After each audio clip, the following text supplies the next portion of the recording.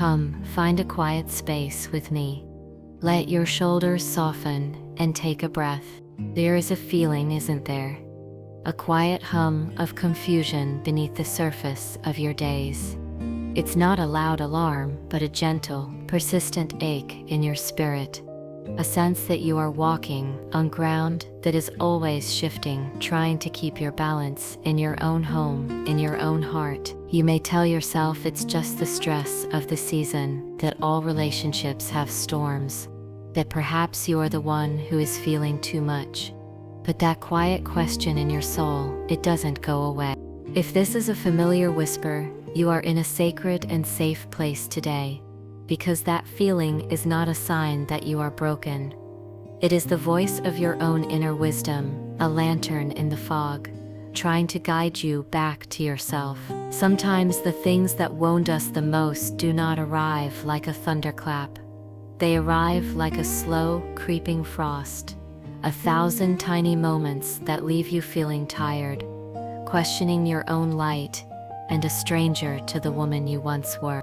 In this time together, we will gently pull back the curtain on 5 of the most subtle but deeply wounding toxic relationship signs you might be overlooking. These are the shadows that disguise themselves as love, the wounds that are presented as jokes. This is not about blame. This is about clarity. It is about giving a name to your experience, so you can begin to trust what your heart has been telling you all along. Knowledge is the first step toward reclaiming your own sacred ground, your peace, and your spirit. We are going to honor that gut feeling and expose the subtle red flags, so you can finally stop doubting your own beautiful mind and start trusting your own reality. The first sign is so common, so easily brushed aside, that countless women live in its shadow every single day, never knowing it has a name. It is the constant critic, but it rarely wears the face of cruelty. Instead, it arrives disguised as a joke or as helpful feedback. Does this sound like a story your heart knows? You are with friends, your spirit is light, and you share a story. Your partner leans in with a smile and makes a small jab about a detail you forgot, or how you always get lost on the way to the store. A few people may chuckle, but if a flicker of hurt crosses your face, you hear the familiar words, "Oh, come on, I was just joking, you're so sensitive." Or maybe it happens in the quiet of your home. You share a victory from work, a moment of pride, and the response is, "That's wonderful, my love. But did you remember to handle that other project?" You know how things can slip your mind. On the surface, it sounds like care, but when it becomes a pattern, it is not a joke, and it is not help. It is a slow, steady erosion of your spirit. It is a way to dim your light, to make you feel small, to keep you standing on unsteady ground. The joke is a special kind of wound because it uses the presence of others as a weapon. Imagine you are at a table with people you love. You are in your element, telling a story, feeling bright and seen. When you finish, your partner adds, "Well, that's the simplified version. You should have heard the one she told this morning." They smile as if sharing an endearing secret. The room may grow quiet, with an uncomfortable, polite laugh, but you feel a flush of shame. You feel seen in a way that makes you want to hide. And if you dare to speak of the sting later, the defense is instant. "It was just a joke. Can't you lighten up?" In one breath, your feeling is dismissed, and the problem is handed back to you. The issue is no longer their words, it is your supposed inability to take a joke. And so you learn to stay quiet. You edit your own stories. You become a little smaller, a little less vibrant, to avoid being the punchline. The other disguise, helpful feedback, is even more cunning because it preys on your goodness, on your deep desire to be a loving partner. It looks like constant corrections. The way you chop the vegetables, the way you fold the towels, the way you signed an email. It's all framed as, "I'm just trying to make things easier for you." but the unspoken message settles deep in your bones. You are not doing it right. You are not quite enough. You need me. You cook a meal you poured your heart into. Instead of a simple, "This is delicious, thank you," you receive, "This is really nice." Next time, maybe a little less pepper, and the potatoes could have used another minute. Just a thought. It seems so small, but when every act of love, every effort, is met with a correction, it becomes a constant, low hum of disapproval. It quietly dismantles your trust in your own hands, in your own judgment. You begin to second-guess everything, believing their way is the only right way. And this is where the spirit begins to ache. This pattern is not about helping you bloom, it's about control. When someone chips away at your self-esteem, even in these gentle ways, they are making you easier to hold. A woman who questions her own worth is a woman who will look to another for validation. You start searching for their approval in every small thing you do, because they have quietly appointed themselves the keeper of your value. It is the slow, devastating process of forgetting who you are. What does a healthy love feel like in its place? In a true, supportive partnership, feedback is a tender offering, given with respect for the good of the union, not to win a point. A partner might say, "My love, can we talk about something? When we were with everyone last night, the joke you made about my work felt sharp, and it landed in a tender place in my heart." A healthy partner's response is not defensiveness. It is, "Oh, my love, I am so sorry. I can see now how that was hurtful. It will not happen again." There is no shifting of blame, only care. Healthy feedback is about us. How can we find a solution? Not, "Here is what you are doing wrong." It should feel like a gentle hand on your back, not a heavy weight on your shoulders. If you constantly feel like you are being graded, or if the jokes sting more than they tickle, listen to that feeling. It is not you being too sensitive. It is your spirit waving a giant, flashing red flag. If this speaks to a quiet place in your heart, I want you to just breathe with me for a moment. You are not alone in this. So many of us have walked this path of confusion. If you feel moved to, let me know in the comments if you've ever felt this gentle, persistent ache. You don't need to share the story, but simply writing, "I have felt this," can be a light for another woman walking in the dark. I read every word you share. The second sign we will bring into the light is one of the most confusing, because it comes wrapped in the language of deep devotion. It is the sign of control, but it does not roar. It whispers. It is control disguised as care, as protection, as overwhelming love. This kind of control works by making your world smaller, one loving suggestion at a time. It sounds like, "I just worry about you with that friend. She can be so wild and I just want to keep you safe." Or, "Are you sure you want to join that book club? It's another night away from us, and I'll miss you terribly." It can even sound like, "I get so jealous. It's only because I love you more than anything, and the thought of losing you is unbearable." These don't feel like chains. They feel like hugs. A partner who worries? A partner who wants to spend every moment with you? Our world romanticizes this, but we must look at the function of these words, not just their poetic sound. The function is to isolate you, to build a beautiful, quiet world with walls, where the only company is them. Perhaps you have friends who have been your anchors for years. When you first enter the relationship, all is well. But then, the soft comments begin after you've seen them. "Don't you think Sarah drinks a bit too much? I'm not sure she's a good influence." Or, "Did you see the way Mark was looking at you? I just don't trust him." Or the one that feels the most like love. Whenever you come back from being with them, you seem so drained. I don't think they're good for your spirit. Each comment, on its own, might hold a sliver of truth, but together they weave a tapestry of doubt. It just becomes easier to not make plans, to avoid the gentle interrogation that will surely follow. You tell yourself you're just keeping the peace, but what is truly happening is that your roots are being cut. Your support system is being dismantled one by one, and a woman who is isolated is a woman who is easier to influence. Without the mirrors of friends and family, your partner's voice becomes the only reflection you see. Their reality becomes your only reality. This can also take the form of financial control, disguised as a noble gesture. It may begin with, "Don't you worry about the bills, my love. I'll handle all of that. You aren't good with numbers, and I want to take that stress from you." It can feel like a great exhale, a burden lifted, but soon, you may realize you don't have access to the accounts. When you need money, you must ask and explain why. Your purchases are gently scrutinized. "Did you really need that? I thought we were trying to be more mindful." You have gone from a partner to a person on an allowance.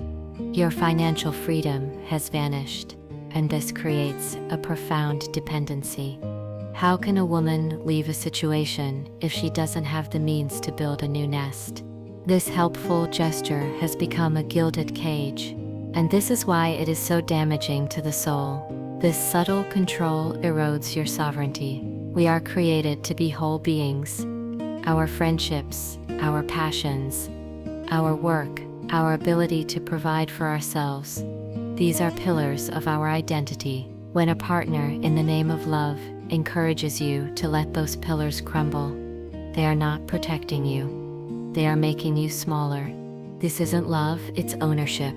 What does healthy love look like? Healthy love wants your world to be bigger, not smaller. A secure, loving partner will say, "Have a wonderful time with Sarah. Tell her I send my love." They want you to have deep roots with others, because they know it makes you stronger and more vibrant. In a healthy union, financial decisions are a conversation, a weaving together. There is transparency and trust. It is teamwork. A healthy partner trusts you.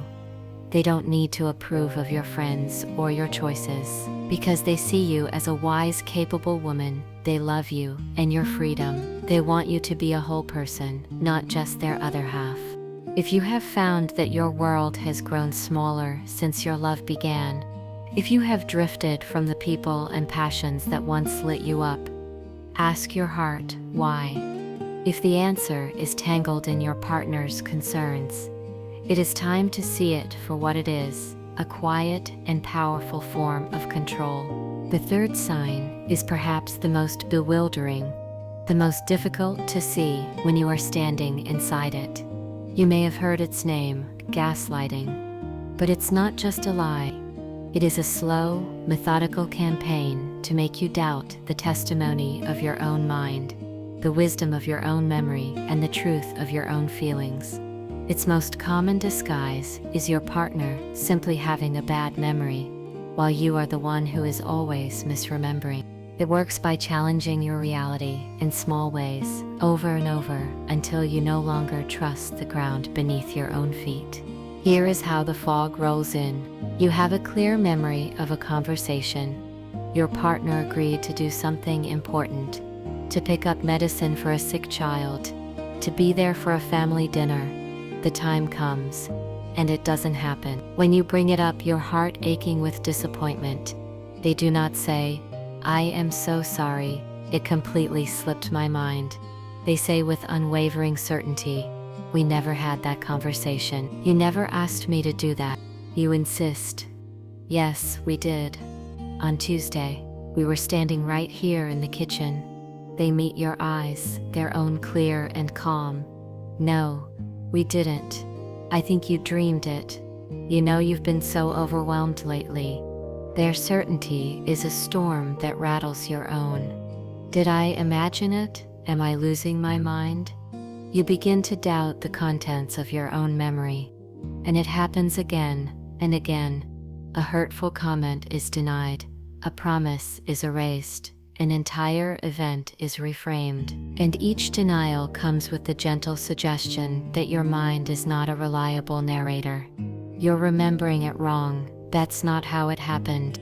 Another powerful form of this is when your feelings are invalidated. You express that you were hurt by something they said or did. Instead of honoring your emotion, they question it. You're just being too sensitive.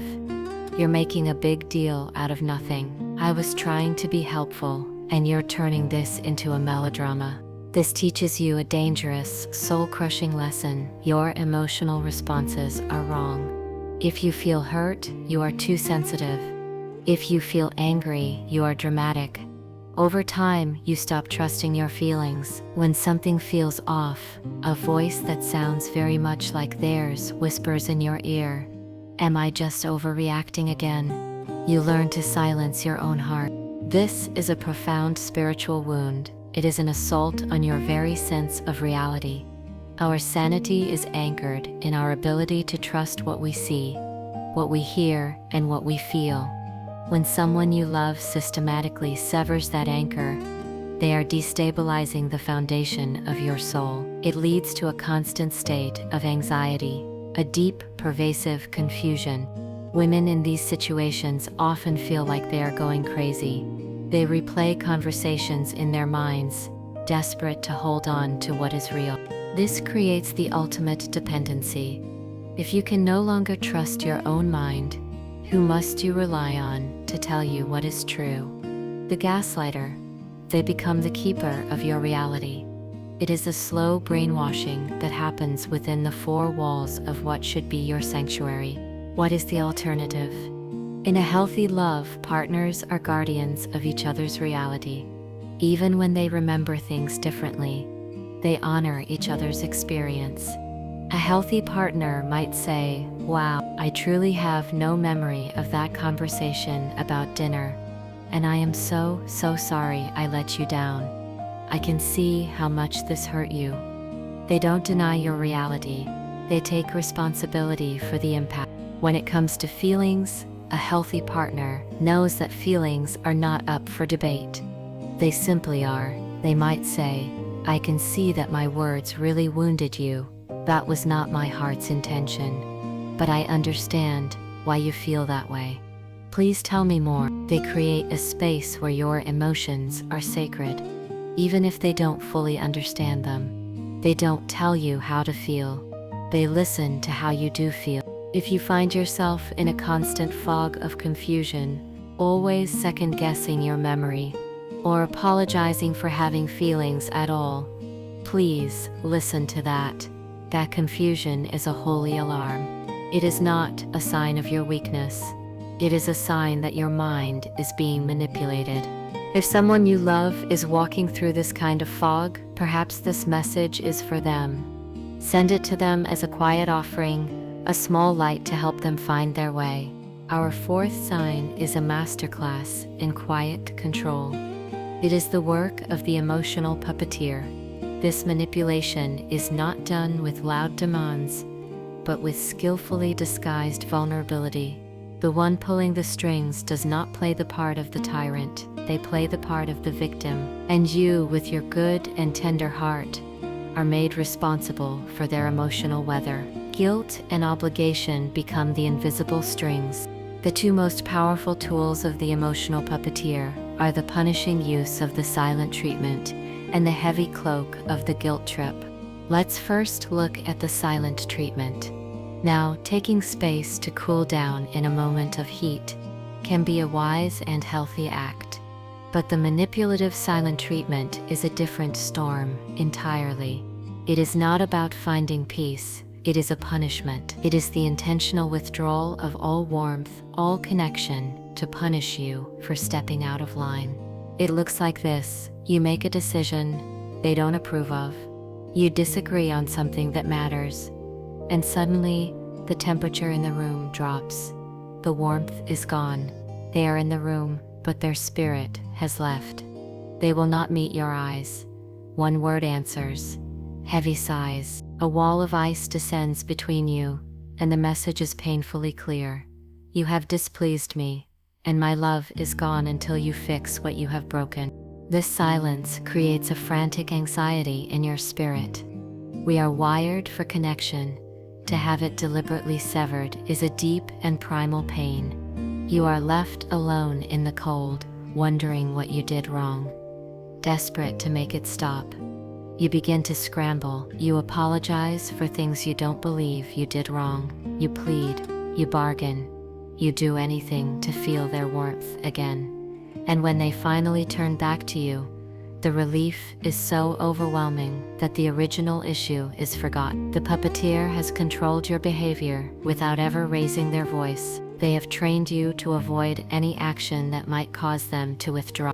The second tool, the guilt trip, is often disguised as a wounded heart. It uses your own empathy against you. It is a form of emotional blackmail. Perhaps you get an amazing opportunity, a promotion that would require a move. You are full of light and excitement. When you share the news, your partner's face falls. They say with a tremor in their voice, "If you truly loved me, you wouldn't even think about leaving me." Or even more powerfully, "I don't know what I would do without you. My life would be over." These words place an impossible weight upon your shoulders. Your joy is now reframed as an act of cruelty. Your dream is now proof that you do not love them. To choose yourself is to be responsible for their collapse. This is not love. It is a cage built from the bars of guilt. It makes you the manager of their happiness. Your own needs, your own dreams, your own soul's calling, they all become secondary to the great and exhausting task of keeping your partner emotionally stable. You become an emotional caretaker, constantly walking on eggshells, trying to prevent their storms. And this is why it is so profoundly toxic. It creates a relationship built not on love, but on fear. Love becomes a reward, something that can be taken away as a punishment. It is exhausting. It drains your well, leaving nothing for you. You lose your own emotional center because you are so focused on theirs. Your choices are no longer guided by your own inner compass, but by the question, what will they feel if I do this? What does healthy emotional expression look like? In a healthy love, each person is the sovereign of their own emotional landscape. They can share their feelings without making their partner the cause or the cure. A healthy partner might say, "I am so incredibly happy for you about this opportunity. I have to be honest, I'm also feeling a little scared about the distance, and I'll miss you. Can we sit down and dream up a plan for how we can make it work together?" Do you feel the difference? The feeling is shared as an invitation to connect, not as a weapon to control. Healthy partners do not punish with silence. They say, "I'm feeling so hurt and angry right now. I need an hour to myself before I can speak from a place of love." The connection remains, even in conflict. Affection is the ground you both stand on, not a prize to be earned. If you feel you are constantly managing someone else's moods, if you feel a wave of dread before making a decision they might not like, you are not in a partnership. You are being held emotionally hostage by a very skilled puppeteer. Our final sign is one of the most difficult to name because it masquerades as the very thing we long for in a relationship: intimacy. This is the sign of the boundary breaker. True intimacy can only blossom where there is a deep and abiding respect for each other's sacred separateness. In a toxic dynamic, your boundaries are seen as threats to closeness, and they are slowly and systematically erased, all in the name of oneness. A boundary is the sacred line that defines where you end and another person begins. This applies to your physical space, your emotions, your time, your thoughts, and your personal belongings. In a toxic love, this line is deliberately blurred. A common way this appears is through the violation of your digital and private world. It might start innocently.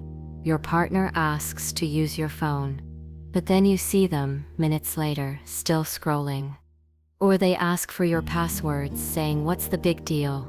People in love have no secrets. If you hesitate, if you honor that small voice inside that says no, you are suddenly the one who is hiding something, the one who is untrustworthy. The pressure to prove your love by surrendering your privacy is immense. So you give in. But this is not intimacy. Intimacy is built on a trust so deep that you don't need to check up on your partner. Demanding access is an act of surveillance, not connection. It sends a clear message. You are not allowed to have a private inner world that is just for you. This stretches to your emotional and energetic boundaries as well. Let's say you've had a draining day. You tell your partner, "My love, I need a quiet evening alone tonight, just to fill my well." A boundary breaker will hear this as a personal rejection. They might pout, "So you don't want to be with me?" Or they may look so wounded that you are flooded with guilt for needing to be alone. You quickly learn that your need for solitude will be met with their emotional distress. So you stop asking. You sacrifice your own replenishment to manage their feelings. This is the path to burnout and a deep, quiet resentment.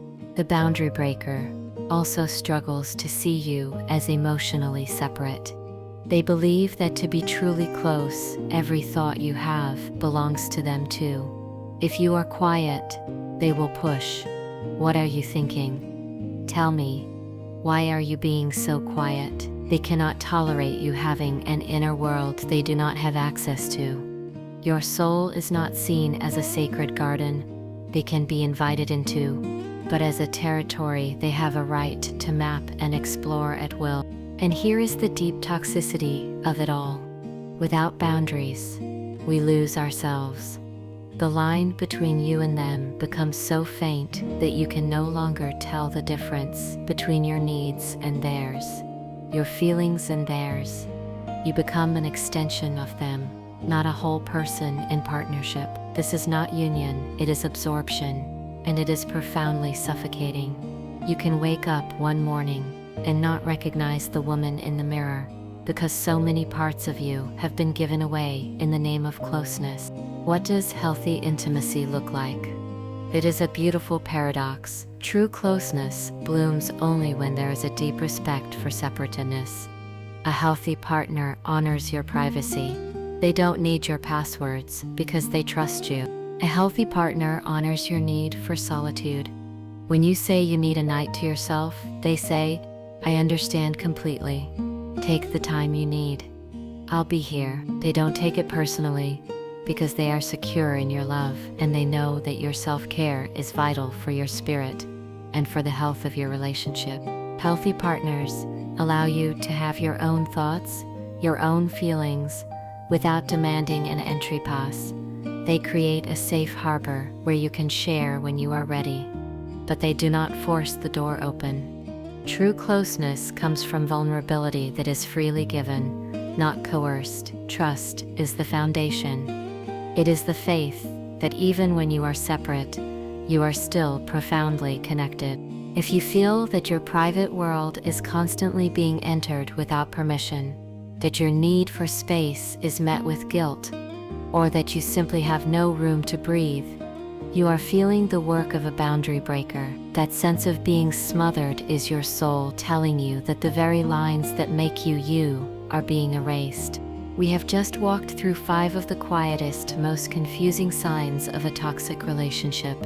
Let's hold them in the light one more time so their shapes are clear in your mind.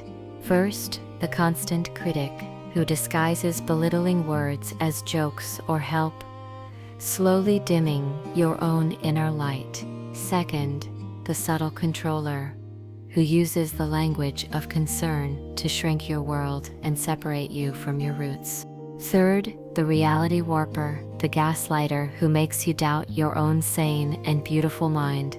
Fourth, the emotional puppeteer, who uses your own good heart, your guilt, and your empathy to control you with their feelings. And fifth, the boundary breaker, who erases your sacred sense of self in the name of intimacy.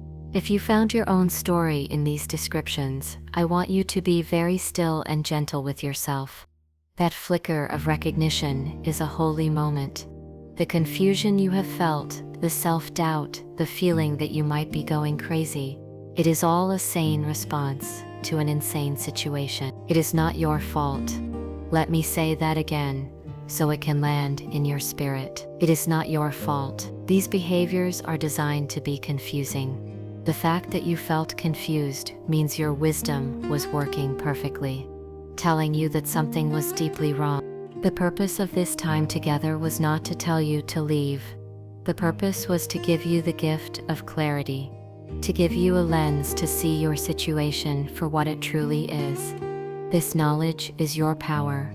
It is the first, most vital step in reclaiming your own reality. You can now begin to trust that feeling in your gut. It was right all along. Your journey to healing does not have to be walked alone. If these words have been a balm to your spirit, I invite you to subscribe and join our community. We are a gathering of women dedicated to finding clarity, strength, and the path back home to ourselves. You are so welcome here. Healing is a journey home. It begins in this moment of seeing. It continues by slowly, safely, rebuilding your sacred boundaries, reconnecting with the people who see your light, and beginning, once again, to listen to the whisper of your own voice. It is about remembering the woman you were before your world began to shrink, and taking one small, brave step today to find her again. You deserve to feel safe. You deserve to be respected. You deserve to be whole. You deserve a love that makes your world bigger, not smaller. If this time together has helped you ask the right questions, the next step is to envision what a truly healthy love feels like. I have another reflection called 7 Pillars of a Secure and Loving Partnership, and it is a powerful next step to building a vision for what your heart truly deserves. Thank you for the gift of your time and your brave, open heart today. Please be so gentle and patient with yourself. You are worthy of a great and peaceful love.